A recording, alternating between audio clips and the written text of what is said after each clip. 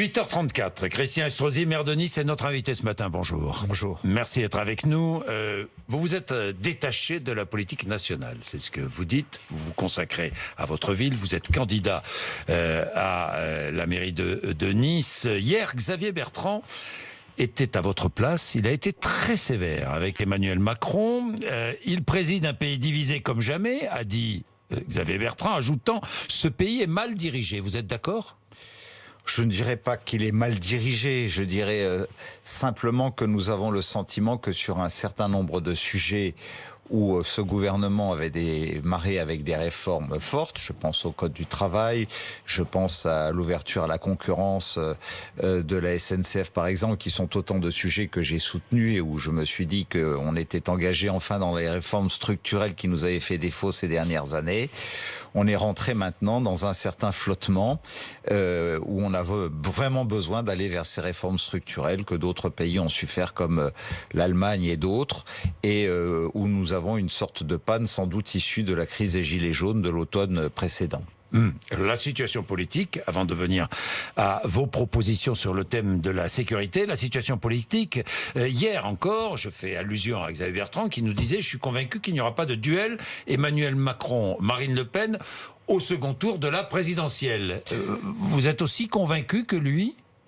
Vous savez, si 3 mois avant le résultat des élections présidentielles et son premier tour, on nous avait dit qu'il y aurait cette configuration, je ne sais pas si Jean-Jacques Bourdin ou Christian Estrosi auraient été capables de faire ce pronostic.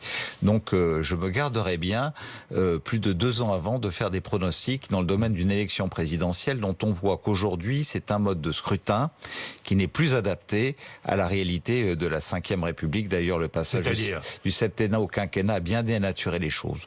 Vous êtes favorable à quoi ? C'est-à-dire que, regardez, lors de la dernière élection, il y a 4 candidats qui pouvaient se retrouver au deuxième tour. Marine Le Pen, Mélenchon, François Fillon et Emmanuel Macron. Vous auriez très bien pu vous retrouver avec un deuxième tour Mélenchon et Marine Le Pen. Ça montre bien que le mode de sélection de ceux qui doivent concourir à cette élection, que le fait que vous ayez à élire en même temps un président de la République et un Parlement, ce à quoi ne procède aucune autre grande démocratie dans le monde, est un système qui aujourd'hui fausse complètement les données. Lorsque nous avions un septennat, il y avait des dissolutions. Vous êtes favorable à un septennat, vous êtes favorable à un retour à un septennat. Moi, je suis unique. Je suis favorable à ce qu'il y ait une plus longue durée pour le président de la République. Une durée qui soit la même pour le Parlement, et qui permette justement à des alternances de pouvoir s'exercer et à ce moment-là de pouvoir juger sur la durée. Quand on n'a pas la durée, voilà, l'avantage d'un maire par exemple, c'est que lorsqu'il remplit à peu près bien sa tâche, on a tendance à le renouveler, à lui faire confiance. Et on voit bien que pour réaliser, il faut une durée. On ne réalise pas des infrastructures, on ne met pas en œuvre une grande politique sociale, on ne met pas en œuvre une grande politique culturelle ou sportive ou économique sans une certaine durée. Et lorsque vous n'avez pas la durée, voilà, en 5 ans, on sait très bien que les réformes structurelles que vous ne faites pas dans les 2 premières années, après tous les blocages se mettent en route pour vous empêcher de les faire. Donc que ce soit sous Nicolas Sarkozy, que ce soit sous François Hollande, que ce soit aujourd'hui sous Emmanuel Macron, auquel que j'appelle à avoir une certaine forme de courage, parce qu'après tout, peu importe de perdre une élection présidentielle. On l'accuse d'être trop autoritaire, on l'accuse de beaucoup de choses. Moi, je ne porterai pas de jugement. Je dis simplement que la réforme, la réforme des retraites, la République en marche ne s'est pas prononcée. Elle ne vous soutient pas dans votre ville ? Mais je suis le maire Les Républicains de Nice. Je suis aujourd'hui avec une liste sortante qui rassemble les meilleurs, et je proposerai une liste rentrante qui choisit les meilleurs en dehors de toute étiquette politique. Parce que moi, ça ne m'intéresse pas de faire rentrer la politique politicienne dans l'administration municipale, dans l'administration de la cité. J'en reviens. Est-ce que la République en marche vous soutient, oui ou non ? J'en reviens aujourd'hui que vous savez. Il n'y a pas de candidat contre vous. Que le MoDem, s'il y avait un candidat, Et ce candidat s'est désisté. Bon, je n'y suis pour rien. Il s'est désisté pour vous. Enfin, non, il s'est pas désisté pour moi du tout. Non, il ne l'a pas dit. Mais... Il s'est désisté en formulant un certain nombre de critiques à mon égard. Oui. Voilà.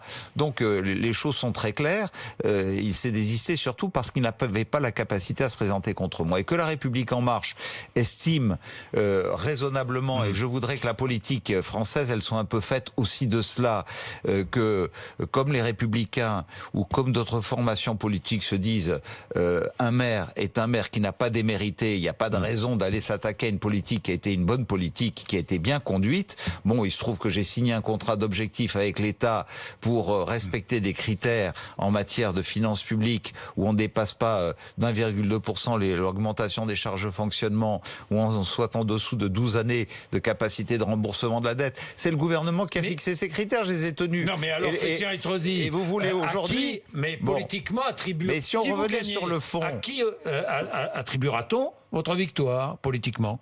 Au fait que j'ai un bon bilan et que les Niçois jugeront que j'ai un bon bilan. Rien de politique. Personne ne pourra dire voilà, c'est notre parti qui a gagné grâce à Christian Estrosi. Ni sous Jacques Chirac, ni sous Nicolas Sarkozy, on ne m'a jamais imposer quelques règles que ce soit dans la constitution politique de mes listes. J'ai toujours dit que j'exigeais de la part de tout le monde, y compris ma propre formation politique, les Républicains, d'être libre de présenter mon projet, d'être libre de choisir les candidats qui me paraîtraient sur ma liste les meilleurs pour administrer la cité, que je n'accepterai l'ingérence d'aucune formation politique. La seule relation qui doit exister, c'est celle entre les Niçois et moi, et personne d'autre. Et je ne laisserai personne s'immiscer dans ce débat. Politiquement, votre victoire. Mais si, tout le monde se dit... Tout le monde pourra. Mais tout le monde. J'ai sur ma liste sortante des gens qui viennent des Républicains, des gens qui viennent du MoDem, des gens qui viennent des radicaux, des gens qui viennent de En Marche, et la plupart viennent de la société civile, ce qui est pour moi d'ailleurs l'essentiel. Bon, eh bien que chacun de ceux-là se réjouisse de pouvoir participer à l'administration de la cité à mes côtés, c'est plutôt un bon message de rassemblement pour les Niçois. Bien, Mila, vous avez suivi évidemment cette affaire Mila, cette adolescente de 16 ans qui est aujourd'hui sans affectation scolaire. Mila qui s'est excusée d'avoir blessé certaines personnes mais qui ne regrette rien. Qui doit s'excuser, Mila ou celles et ceux qui l'insultent ? Je dirais que on ne peut pas accepter non seulement celles et ceux qui l'insultent, et encore moins ceux qui profèrent des menaces à son égard. Aujourd'hui, d'être obligé de protéger un lycéen ou une lycéenne ou un étudiant dans notre pays, ça veut dire qu'il y a quelque part un véritable dysfonctionnement. Elle est légiférée d'ailleurs sur l'usage des réseaux sociaux. Sans doute parce que c'est peut-être le fond du problème. Mila a sans doute une part de responsabilité, mais on voit bien qu'aujourd'hui, à inciter tout le monde de pouvoir, par les réseaux sociaux, avoir le sentiment d'avoir une existence, une reconnaissance, des abonnés, des abonnements, etc., devient quelque chose d'extrêmement pervers. Donc voilà pourquoi, au fond, le phénomène de Mila doit nous alerter encore plus sur l'exigence de réglementer, de réformer tout cela. Alors avant de parler de sécurité, parlons communautarisme. Le groupe Les Républicains et les centristes aussi du Sénat proposent ensemble d'ajouter dans la Constitution un alinéa à l'article 1, je lis, nul individu ou nul groupe ne peut se prévaloir de son origine ou de sa religion pour s'exonérer du respect de la règle commune. Eh bien, c'est utile, nécessaire, indispensable. C'est utile, nécessaire et indispensable, et je soutiens totalement cet amendement. Bien, le livre blanc de la sécurité intérieure. Vous allez présenter, vous allez remettre un rapport. Vous n'êtes pas seul, à plusieurs maires. Vous allez remettre un rapport au gouvernement dans quelques jours, je crois. Il se trouve que le gouvernement a souhaité constituer un livre blanc de la sécurité intérieure, demander qu'il y ait des contributions, et avec le maire de Toulouse, Jean-Luc Moudenc, avec Arnaud Robert, Robinet, le maire de Reims, où nous avons constitué un mouvement d'élus de droite républicaine qui aujourd'hui représente à peu près 300 maires.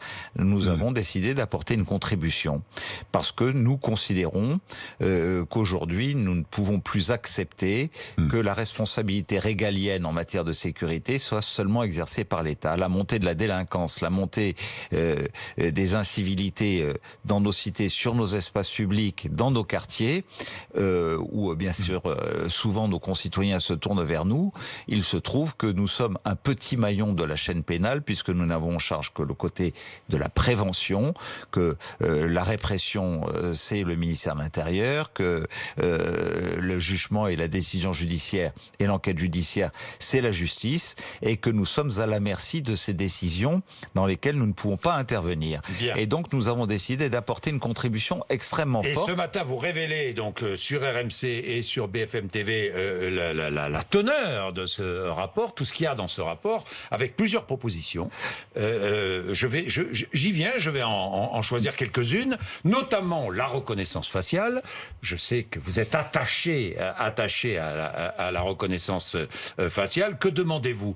Que l'on change la loi pour permettre d'autoriser la reconnaissance faciale? Sur les 3 objectifs que nous fixons dans ce rapport, il y a un objectif qui touche à utiliser l'intelligence artificielle et le numérique, qui sont pour nous des moyens, et pas pour nous, c'est aider l'État, parce que qui équipe de réseaux de vidéo l'ensemble de nos cités? Ce sont les maires, c'est pas l'État.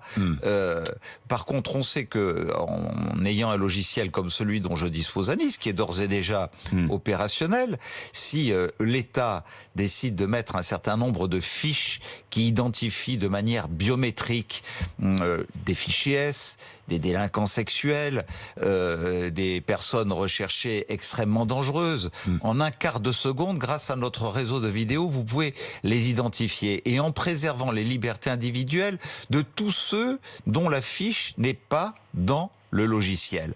Pourquoi se priver de cela? Comme je dis toujours, on ne peut pas gagner les guerres du 21e siècle sans les armes du 21e siècle. Vous demandez à ce qu'on change la loi? Je demande à ce que la CNIL, qui aujourd'hui qui est contre, j'ai vu encore dans le Figaro ce matin, avec cette espèce de dogme où on continue à s'appuyer sur une loi poussiéreuse de 1978 intitulée Informatique et liberté, selon laquelle utiliser la reconnaissance faciale porterait atteinte aux libertés individuelles. Monsieur Bourdin, je vous pose la question. Vous avez confié à qui? À Monsieur Trump ou à Monsieur Xi Jinping de pouvoir vous suivre au quotidien? C'est votre choix. Mais en tout cas, avec votre téléphone portable, aujourd'hui, on sait à quelle heure vous vous levez, à quelle heure vous vous couchez, comment vous vous nourrissez, comment vous vivez, comment vous vous déplacez. Et alors, la sécurité intérieure de notre pays n'a pas le droit de simplement de suivre les 0,5% de personnes extrêmement dangereuses, là où vous êtes suivi ne serait-ce qu'en donnant vos données biométriques pour qu'on contrôle votre passeport aux entrées aux aéroports. Un projet de loi spécifique doit être présenté par le gouvernement? Alors, si la CNIL estime qu'il y a une modification à la loi de 78, eh bien que le gouvernement le fasse. J'ai des parlementaires qui me sont proches, comme la députée Marine Brenier, qui a déposé une proposition de loi dans ce sens que j'ai rédigée, et qui aujourd'hui pourrait permettre cette modification. Et ce n'est pas le seul sujet. Non, ce n'est pas le seul, mais c'est un sujet majeur. C'est un sujet majeur. Qui peut aider aussi en matière de protection. Par exemple, un enfant perdu pour des parents. Vous savez qu'en mettant... Certains disent c'est dangereux. On va surveiller les déplacements, on peut surveiller le comportement des citoyens. Mais desquels de citoyens? Ceux qui ont une fiche, pas ceux qui n'en ont pas. Est-ce que vous estimez, si votre fiche n'est pas dans le logiciel, j'imagine qu'elle n'a pas de raison de s'y trouver. Vous n'êtes pas fichier S, vous n'êtes... Bon, à partir du moment où elle n'y est pas, vous n'êtes pas détecté. Donc, je suis observé. Je dis aux honnêtes. Je ne suis pas détecté, mais je suis observé. Mais vous l'êtes par les réseaux de vidéos qui existent déjà de toute façon. Vous l'êtes. Vous l'êtes. Vous êtes observé par des réseaux de vidéos qui sont acceptés et dont tout le monde demande dans toutes les villes au maire d'augmenter même leur couverture. Donc cela, c'est fait. Mais si vous n'avez pas votre fiche, vous n'êtes pas détecté. Aujourd'hui, l'intelligence artificielle, sur des plaques minéralogiques de véhicules recherchés, sur des personnes recherchées, permettrait de les identifier. Si vous avez un enfant perdu ou une personne âgée touchée d'une maladie mémorielle qui se soit échappée d'un EHPAD par exemple, qui est une douleur importante pour des familles et pour des parents, eh bien de pouvoir mettre, ne serait-ce que de manière très temporaire, 5 minutes, 10 minutes, un quart d'heure, la fiche vous permet de les retrouver immédiatement et ensuite de la sortir sans qu'aucune donnée biométrique ne soit conservée dans le logiciel. Pourquoi se priver de cela? Bien, Christian Estrosi, vous faites d'autres propositions aussi dans ce rapport, notamment, je vais en prendre 2, qui concernent les policiers municipaux. Vous demandez des contrôles d'identité par les policiers municipaux, la possibilité pour eux de contrôler l'identité d'un citoyen, et puis la création d'écoles de policiers municipaux. Oui, absolument. Aujourd'hui, pourquoi refuser? Voilà, oui. Je dis la responsabilité régalienne, jusqu'à présent, on disait la responsabilité régalienne de la sécurité, c'est l'État. C'est l'État. Eh bien, aujourd'hui, avec l'ensemble des maires de la France audacieuse, vous voulez partager cette responsabilité? Nous disons, on veut partager cette responsabilité. On ne veut plus avoir à continuer à dire à nos administrés, c'est pas nous, c'est l'État. On est prêt à assumer une part de cette responsabilité. Pourquoi? Par exemple, lorsque ma police municipale constate qu'un établissement constitue des nuisances sonores, il y a du trafic, il y a des risques, il y a de la drogue, etc. On fait les constats, on dresse les PV, on les adresse au procureur ou au préfet, on demande la fermeture administrative de l'établissement, on ne l'obtient pas. Je demande à avoir le droit de prononcer moi-même la fermeture administrative d'un établissement de ce type.